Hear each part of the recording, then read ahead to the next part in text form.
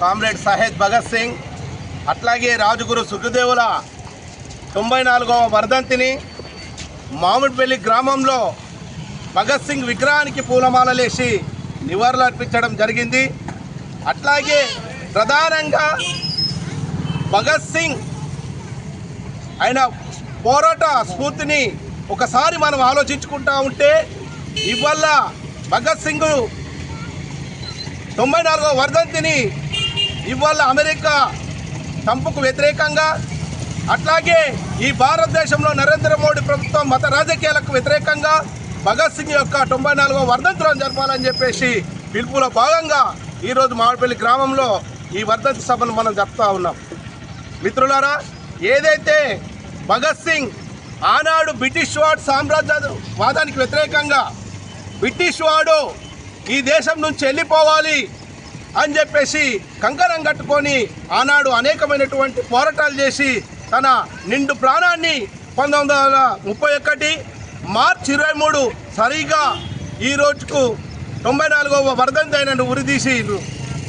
అయినా ఉరిదీసినప్పటికి కూడా ఈ బ్రిటిష్ వాడికి నేను లొంగను, బ్రిటిష్ వాడి మోకాలకు ఇళ్ళను వాళ్ళ కాళ్ళు పట్టుకోదలుచుకోలేను, నేను ఉరికమ్మరికైనా సిద్ధం కానీ చవడానికైనా సిద్ధం కానీ ఈ భారతదేశంలో ప్రజల్ని రోడ్డు మీదకి తీసుకొచ్చేటటువంటి పరిస్థితి లేదు కనుక తన ఉరికమ్మాన్ని ఎక్కి ముద్దాడినటువంటి వ్యక్తి కామ్రేడ్ భగత్ సింగ్, రాజగురు సుఖదేవులు ఇవాళ వాళ్ళ ఏ ఆశయం కోసమైతే చనిపోయినరో వాళ్ళు ఈ దేశంలో మతం ఉండొద్దు, కులాలు ఉండొద్దు, అందరూ సమానంగా బతకాలని చెప్పి కొట్లాడినటువంటి వ్యక్తి.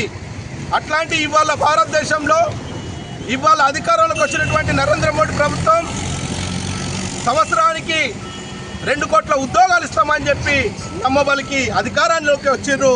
అట్లాగే నల్లధనాన్ని బయటకు తీస్తామని చెప్పేసి అధికారంలోకి వచ్చినటువంటి బీజేపీ ప్రభుత్వం ఇప్పటికి కూడా ఏ నల్లధనాన్ని కూడా బయటకు తీయలేరు. 2 కోట్ల ఉద్యోగాలు ఇప్పటికి కూడా అమలు చేయలేని పరిస్థితి ఇవాళ ఉన్నటువంటి భారతదేశంలో. ఇవాళ వ్యవసాయ రంగాన్ని చూసుకున్నా, విద్యారంగాన్ని చూసుకున్నా మొత్తం కూడా ఇవాళ కార్పొరేట్ శక్తులకు, అంబానీ ఆదాలు లాంటి వాళ్లకు కంటబెట్టడానికి ఇవాళ ఈ ప్రభుత్వం పూనుకుంటా ఉంది కనుక తస్మాత్ జాగ్రత్త. ఈ పతోన్మాద బీజేపీ ప్రమాదకరం కాబట్టి యువతరం కూడా ఇవాళ ఆలోచించుకోవాల్సినటువంటి పరిస్థితి ఏర్పడతా ఉంది.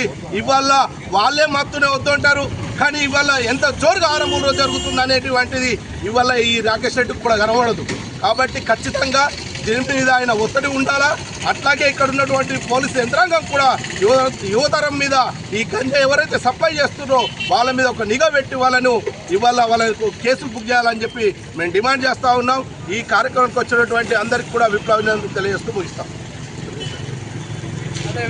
దాదాపు 200 సంవత్సరాలు తెల్లవాడి చెరలో ఉన్నటువంటి భారతదేశం జలియన్వాలా బాగులో చెందిన రక్తానికి ఆ నెత్తుడు తిలకాన్ని దిద్దుకున్న భగత్ సింగ్ పార్లమెంట్ పైన బాంబు దాడి చేసి యువతరంలోనే మునిముని మీసాల సమయంలోనే ఈ దేశానికి ఒక విప్లవకారుడిగా మారాడు. తన చిన్నతనంలోనే తన తండ్రితో విత్తనాలు నాటితే మొక్కలు వచ్చినట్టు, తూటాలు నాటితే తుపాకులు వస్తాయని చెప్పేసి అందించినటువంటి చరిత్ర భగత్ సింగ్ది. ఈరోజు ఆ యువత రాజ్గురు, సుఖదేవ్, భగత్ సింగ్ల ఆదర్శంగా నడవాలి. ఈరోజు మతోన్మాద ప్రభుత్వం బీజేపీ యువతను మత్తులోకి చిందులోకి దించాలనే ప్రయత్నం చేస్తూ ఉంది. సామ్రాజ్యవాదాన్ని, పెట్టుబడిదారీ వ్యవస్థను ప్రోత్సహిస్తూ ఉంది. యువతను ఒక సోషల్ మీడియా ప్రమాదం ద్వారా, ఒక ఫేక్ వాట్సాప్ యూనివర్సిటీ ద్వారా మన మైండ్లను తినే ప్రమాదం చేస్తూ ఉంది. జీవన పరిక్రమ సిద్ధాంతం అనే ఒక డార్విన్ సిద్ధాంతాన్ని తీసేసి విద్యా వ్యవస్థను పూర్తిగా కాషాయీకరణ చేసే ప్రయత్నం చేస్తూ ఉంది. యూనివర్సిటీలను కాషాయీకరణ చేస్తూ ఉన్నారు, విద్యా వ్యవస్థను కాషాయీకరణ చేస్తూ ఉన్నారు.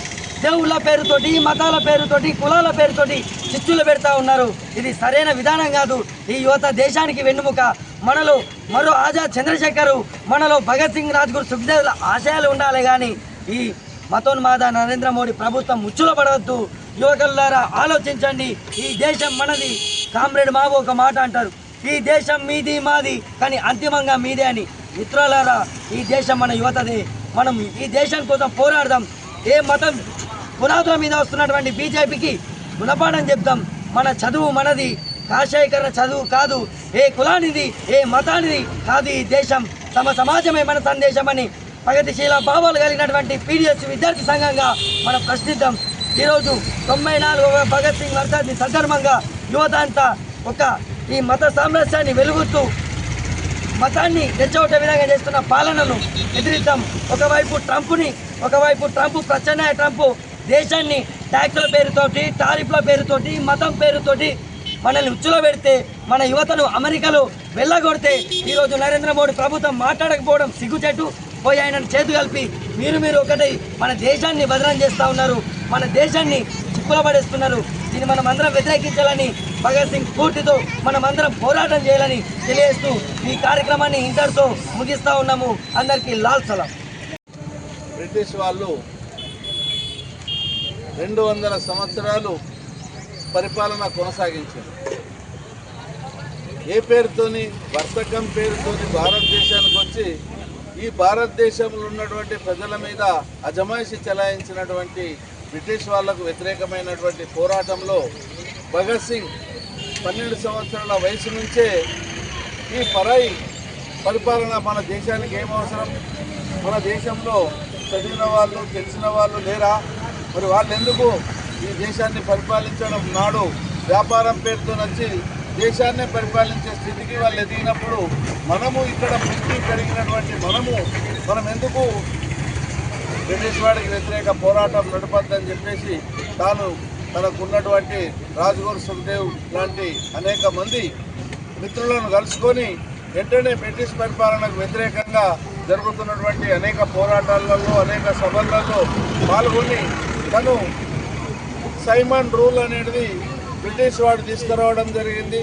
ఆ సైమన్ రూల్ ఏం చేస్తుంది, భారతదేశంలో ఉన్నటువంటి మామూలు బానిస బతుకుతున్నటువంటి ప్రజల మీద జుట్టుకు పన్ను అంటే ట్యాక్సీలు వేసేటువంటి సైమన్ రూల్ను తీసుకురావడం వల్ల దాని మీద ఇంత చెడు పరిపాలన అవసరం లేదు ఈ దేశానికి అని చెప్పేసి వాళ్ళ గ్రూప్తోని ఒక పొగ బాంబును ఆ పార్లమెంట్లో వేయడం వల్ల ఆ పొగ బాంబుతోని సచ్చినోడు ఎవరు లేడు.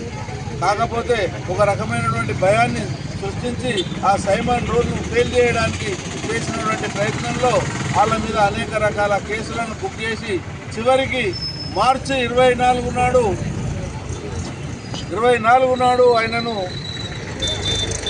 ఉరికంబాలు ఎక్కించాలా గ్రూప్నని చెప్పేసి ఆనాటి బ్రిటిష్ ప్రభుత్వం ఆలోచించి చేస్తే అక్కడున్న ఆ బ్రిటిష్ ప్రభుత్వము ఆ రోజు ఈ దేశ ప్రజలు ఎక్కడ ఆయన సానుభూతి మీద కలుస్తారో అని చెప్పేసి భయపడి ఆ రోజు 23 తారీఖు నాడు సాయంత్రమే వాళ్ళను ఉరిదీయడం అనేది జరిగింది. ఇది చాలా ప్రమాదకరమైనటువంటిది, ఇది చాలా వ్యతిరేకమైనటువంటిది. దీన్ని క్షమించాల్సినటువంటి అవసరం లేనటువంటి స్థితిలో ఆనాడు ఉన్నటువంటి పరిస్థితుల మీద ఆనాడు బ్రిటిష్ వాడికి వ్యతిరేక పోరాటం చేస్తున్నటువంటి నాయకులు వెనుకబాటు జరగడం వల్ల వాళ్ళ ప్రాణాలు తీయడం అనేది జరిగింది. ఈ ప్రాణాలు తీసిన తర్వాత దేశాన్ని పరిపాలిస్తున్నటువంటి అనేక పార్టీలు ఇప్పటికీ ఆయన స్ఫూర్తితోని ముందుకు పోవడం లేదు. ఆయన స్ఫూర్తితోని ఈ ప్రజల్ని మంచి సౌకర్యాల కొరకు ఆలోచిస్తున్నది లేదు. మతోన్మాదానికి వ్యతిరేకంగా పోరాటాలు జరుగుతున్నప్పటికీ ఆ మతోన్మాదంతోనే రకరకాల ఇవాళ ఈ నరేంద్ర మోడీ వ్యవహారం కొనసాగిస్తూ ఉన్నాడు. నరేంద్ర మోడీ ఆదాని, అంబానీ లాంటి కుటుంబానికి 79-80లో ఒక 10 లక్షల రూపాయలు ఇంటర్నేషనల్ పట్టు పరిశ్రమను వాడుకోవడానికి వీల్లేనటువంటి స్థితిలో ఆడివాళ్ళ ప్రపంచంలో ఉన్నటువంటి కోట్లాది రూపాయలు ఉన్నటువంటి 10 మంది ధనవంతులలో ఈ ఆదాని, అంబానీ